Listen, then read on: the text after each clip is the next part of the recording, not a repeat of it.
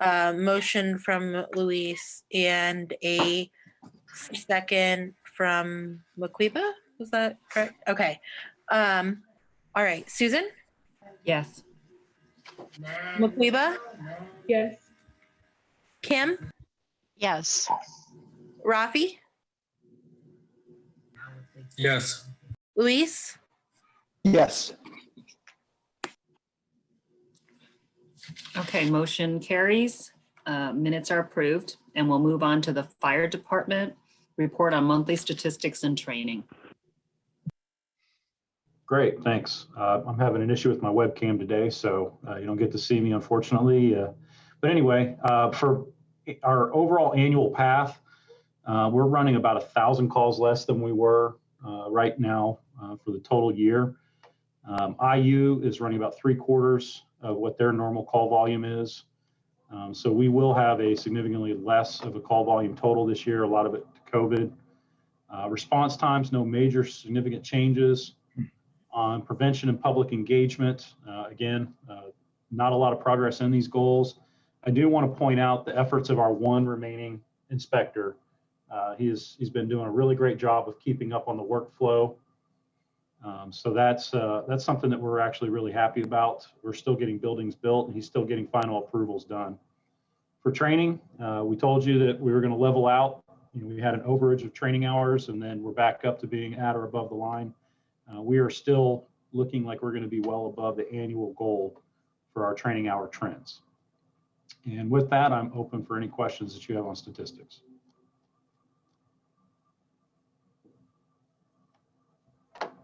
No. Letters of appreciation, commendation. Yep, so we had 2 included. If you weren't aware, our fire prevention officer was awarded basically a community engagement type award here. And what we have here is 2 letters of support for the efforts that he's done. What really kind of set him out was the working in the school systems with the reality store type thing, where they start out, they're given opportunities, they draw cards of life events that positively or negatively affect it, and then the students learn how to kind of navigate those. And he's been doing that for a couple of years, and it's one of the few engagement things we've still been able to complete with COVID. So we're really proud of what he's done, and we're really happy for the 2 letters of appreciation we got on his behalf.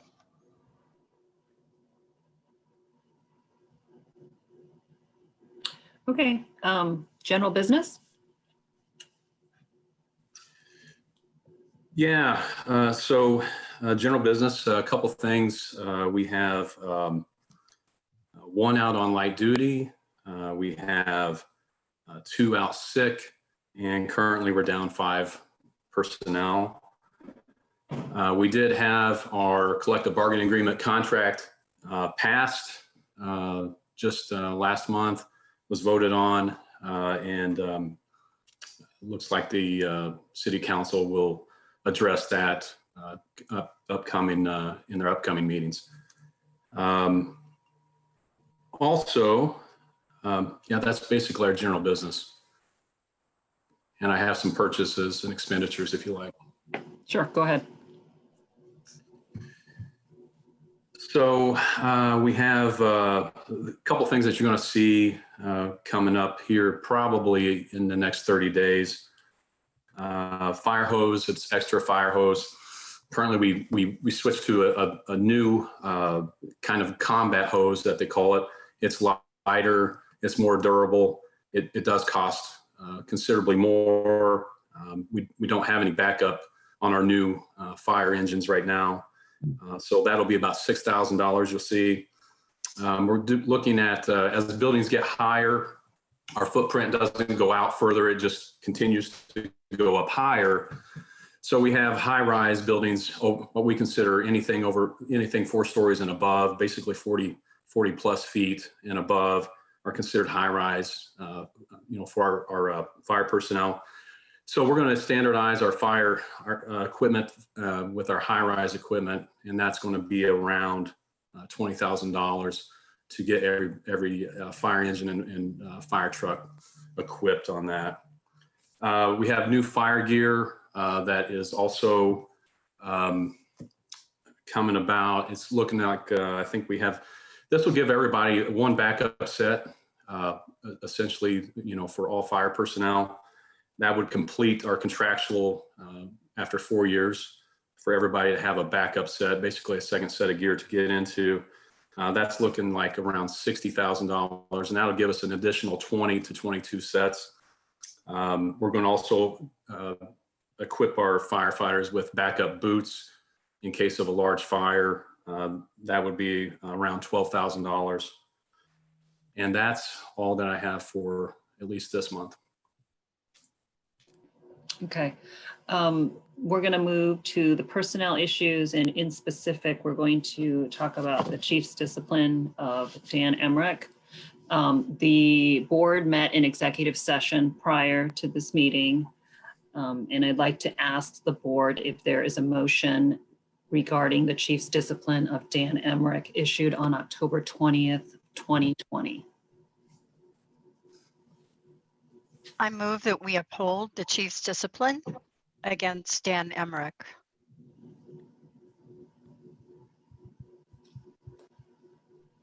I second.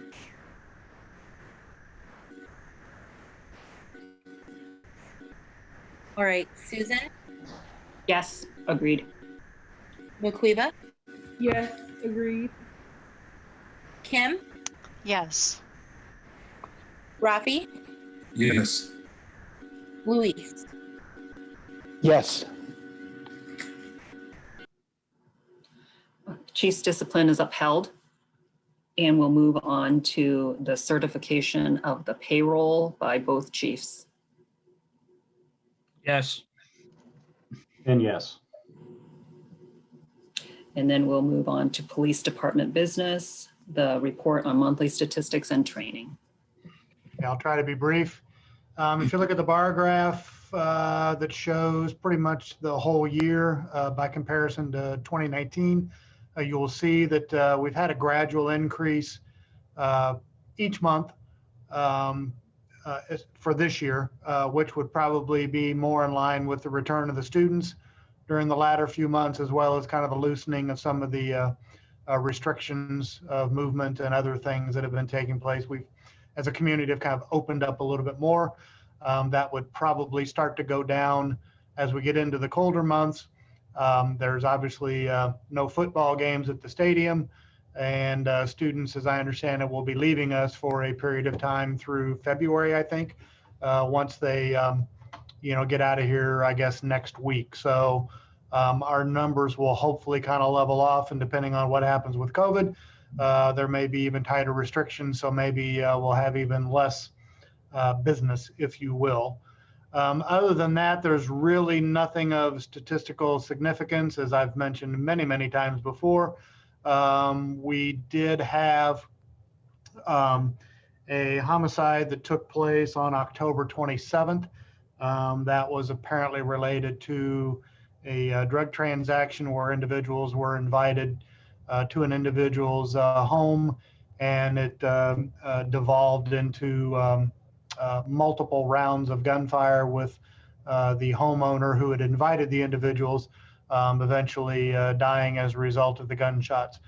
We did make one arrest on that, and as I understand it, we have either one or two individuals that are outstanding that we're still looking for. So we had mentioned early on in this year our concern about increases in weapons calls, and it has been a particularly violent year in the city related to murders and that type of thing. So we're hoping that that is limited to 2020, but we certainly can't say with any certainty. So we just need to write off 2020 completely. I think most people would probably agree with that on many fronts. The last page, as it relates to kind of the narrative, if you will, of what we do. The first thing listed there is the Damon Brown homicide investigation. That's exactly what I just spoke of. And then we continue to have theft from vehicle cases in the southern part of the city.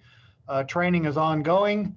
We've had over 1,300 hours of training And you can see roadside interview course, mandatory annual training, which we're trying to get all officers through. And then just the regular training for some of our more consistent groups of CERT, civil disturbance, and canine regular training.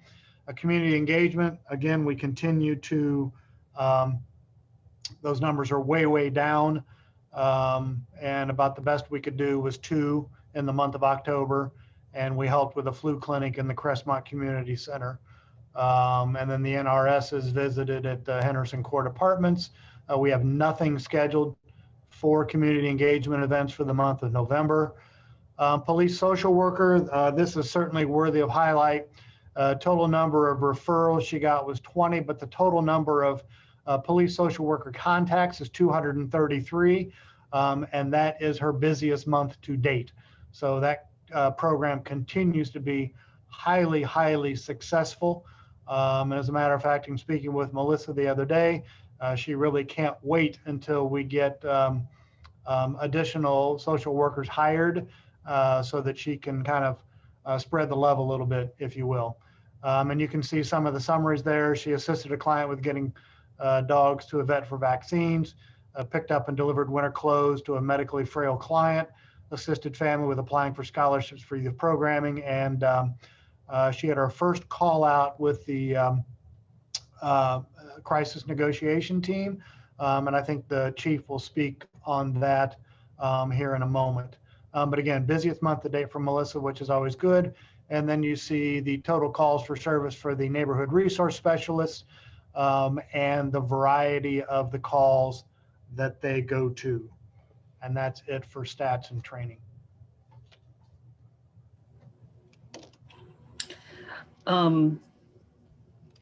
Letters of appreciation and commendation. Unfortunately, we have none. I did have one that came in yesterday, I think it was, but it was really for an event that took place in November, and it was really far too late to get to the board, as well as we really tried to speak primarily about events that happened the prior month. So it was a November event and not an October event, which we're talking about tonight. General business. So a couple of things I want to highlight. The deputy chief mentioned the social worker being with our crisis negotiation team, and we had a request from the sheriff's office a couple of weeks ago.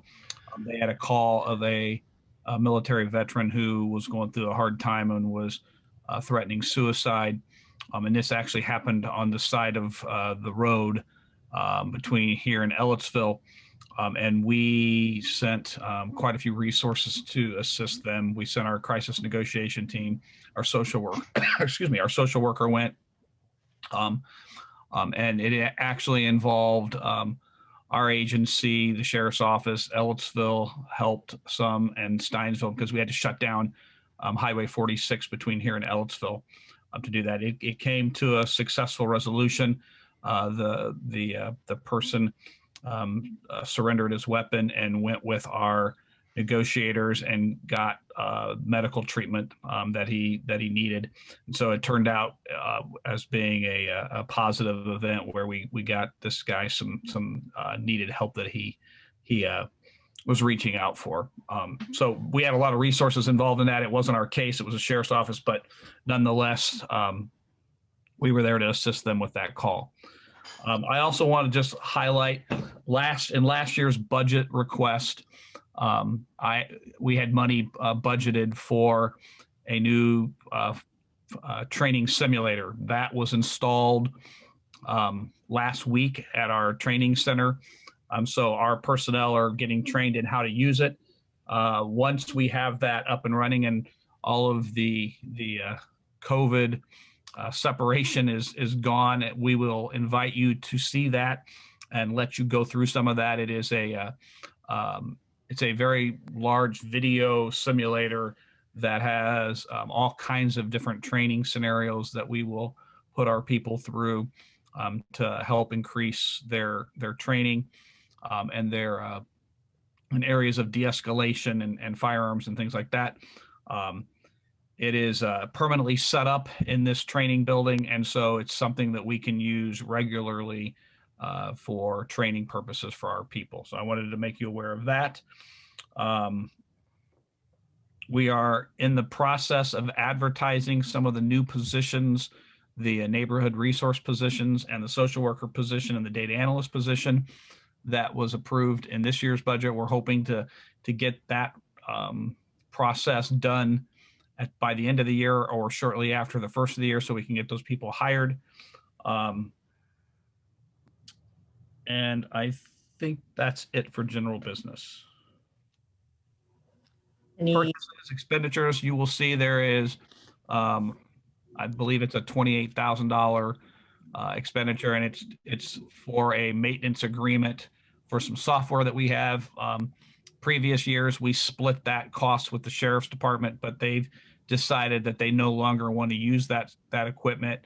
We use it a lot and value it a lot, and so we're going to continue to pay that so we can maintain that software as it's used daily in a lot of the operations that we use. So I think that's the only one that's on there.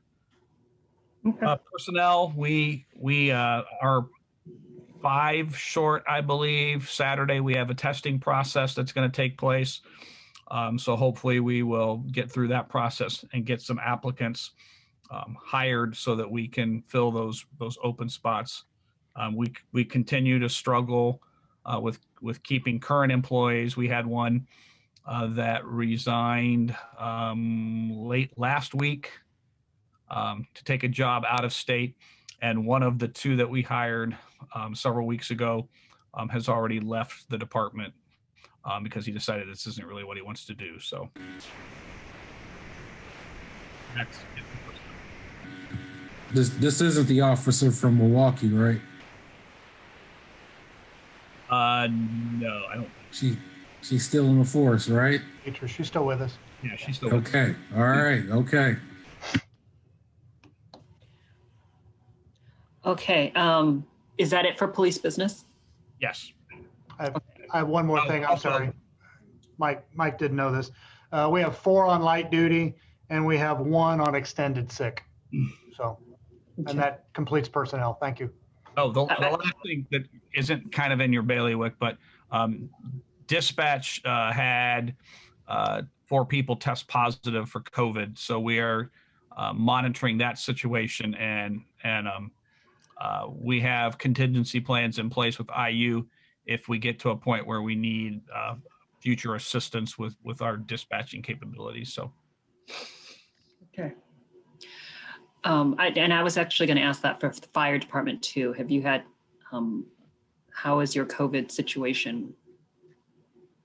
Yeah, we have not had any new reported cases since the last press release.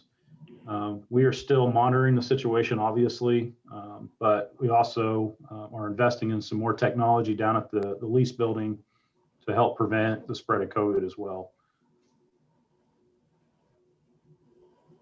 I had a question, and I asked this. I think I asked this last year around this time too. In light of the weather changing in homeless populations, perhaps not having a place to stay, and now that the increase with COVID, are there any protocols put in place to support? I know that we have the Shalom Center, but are there protocols put in place to support our homeless population, especially during the cold winter months? The city and the county partnered, I think that was released last week, about funding a women's shelter. Wheeler Mission had done that last year. They lost the funding for that, and so the city and the county stepped up to fund it for another year.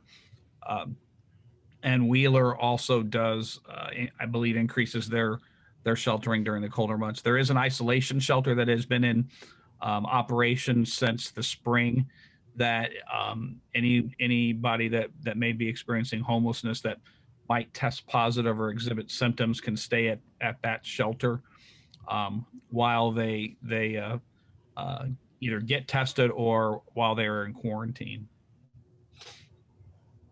Thank you. And no juvenile arrests in oh no, I guess November is continuing, but I'm just looking at the chart. I guess you don't put it on there yet. Right. We're talking about October stats, and I thought I saw like 15 for October. Yeah, I was getting excited. Don't get excited. Temper it. No, Try to temper it, Rafi. Okay, then we're finished with police business. The next agenda item is old business, which I don't think we have anything left over. But Chief Moore, one thing that came up in our discussion in the executive session was that we don't want to discuss it today, but maybe at our next meeting or so, you can give us just a kind of a short overview of how you decide chief's discipline, how you decide how many hours you're going to give somebody. That was just one of the questions that we had. So for maybe Nicole, if you could add it to the December agenda for chief to explain how he determines the appropriate hours for a chief's discipline. If we want to add it to the agenda, this is probably a 2-minute explanation. I could do it tonight if you feel comfortable. Okay, go ahead. So, yeah, in general, we look at past practice of other people that have violated the same rules, regulations. By the state statutes, I am limited to 40 hours of discipline, which in the fire department world leaves me in, I can put you off for one shift or one in a partial shift. So we generally leave it to the 24 hours or it elevates into board level discipline. So for this particular individual that you just dealt with, there was some extenuating circumstances, but I'm sorry, Chief, I guess I'd prefer not to get into particulars on the individual tonight. I'm just saying. We're just looking for real basic parameters for how you might arrive at these hours. Yep, absolutely. And what I was going to say is each case is looked at individually, and then we look at their previous disciplinary record, and if it's a continual issue, and then we go into how grievous was it, and then we also confer with legal and HR to make sure that we're being fair and we're not being too hard or too soft on an individual. Okay. So if anyone else has follow-up questions, you can ask. I have a quick question. So, Chief, you said we, and then you said legal. So I wonder who's the we? Is it you and Deputy Chief Michelle, or who's involved in that determination?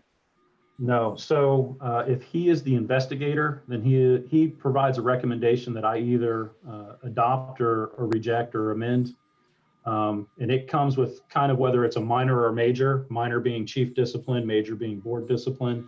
And then from there, I talk with HR and legal. So with the HR director and Jennifer Lloyd to make sure that we're being fair and consistent across the board and also across the city. How do they handle the same sort of issue in all departments, and how does it translate to our department? Well, that's good to hear. Thank you. Okay. Yeah, I have questions, but I think I still would like to, I want to be able to get into a discussion because they'll go, really into, because you made a reference to talk about kind of you look at past cases or, situations. And so obviously that's leading me to be able to ask you, how are you, then, discerning, facts from facts, versus, or I guess case comparison and some other things. So, and again, I don't want to kind of get into a drawn out discussion, but this works a lot like other legal processes, right? So you say, is there a past case history? What have we done in the past? So we review that. If there is not, if this is something totally new we've never seen before, then we go and say, has anyone seen it across the city, and what was the penalty or discipline for it? But I will tell you, our mentality is always, what's the minimum requirement to get the change of behavior that we're seeking? So we approach it from what do I need to do to not have the behavior reoccur? And that's where we always start with every discipline. It's not an arbitrary decision by any means. And again, it's a lot of past performance of the employee, past issues of this coming up, and comparing all those to make a good consensus on what have we done in the past and what are we going to continue to do for this same type of issue.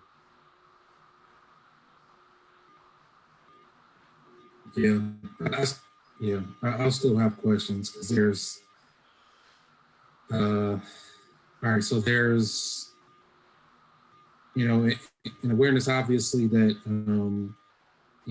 some accountability, extends to the department itself, recognizing that, you said the deputy chief Washell in some incidents, he will submit a report. And I think kind of beginning to know and understand, how you all then communicate when it comes to,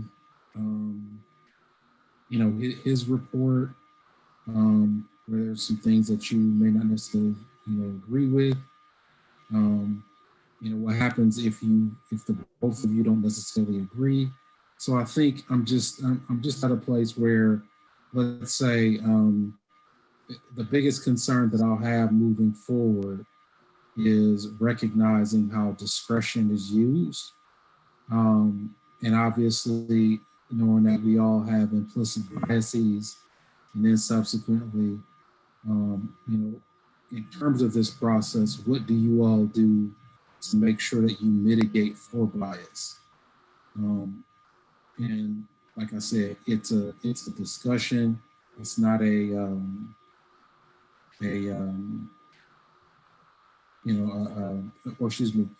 it's my understanding, rather than I believe that you do have a process in place. I'm just attempting to try to understand it, and I do that by asking questions. So, Rafi, do you want this to be an agenda item in a future meeting? No, I guess it's up to Chief Moore. If it's something that he can send to all of us that's written. I mean, I can I definitely feel comfortable reading things if it's something that he feels like he kind of he does want to present the information. That can happen too. If it would please the board, what I could do is outline our entire disciplinary process from receive a complaint, how do we investigate it, how do we format the report, what happens with the report, and all the players that are involved with it. And at that point, it's very transparent. I will tell you, this came from a lot of lessons learned for those of the board members that were on at the time with Scott McKnight, Captain McKnight, where we had that issue. We afford our members a lot of due process that was not always afforded in the past. And we've learned, and we are doing a very clear and transparent disciplinary process. So, but I would be more than happy to outline that into a written document or memo, and provide that to you if that would. Use all the questions, and then if you need an agenda to discuss that memo. Yeah, it helps because you'll be able to provide a frame. I don't feel like I'm picking at things. So that would definitely help, and I appreciate it, Chief Moore. Okay, and then I'd like to suggest a time frame for that to be in the new year, because I'm gonna be replaced, and so I don't think it makes sense it would make sense to start in January with something like that. So January or later. So Chief, would that work for you? Absolutely. I serve at the pleasure of the board, so I'll take care of that for you. Madam Chair, you don't want the homework? I'm not going to look at it if it comes to me. Okay, do we have any CERT or ARV? No, there were none last month. Okay. And then it looks like we lost, I think Dan was here, but he did not stay. So we don't have any members of the public. So I will take a motion to adjourn.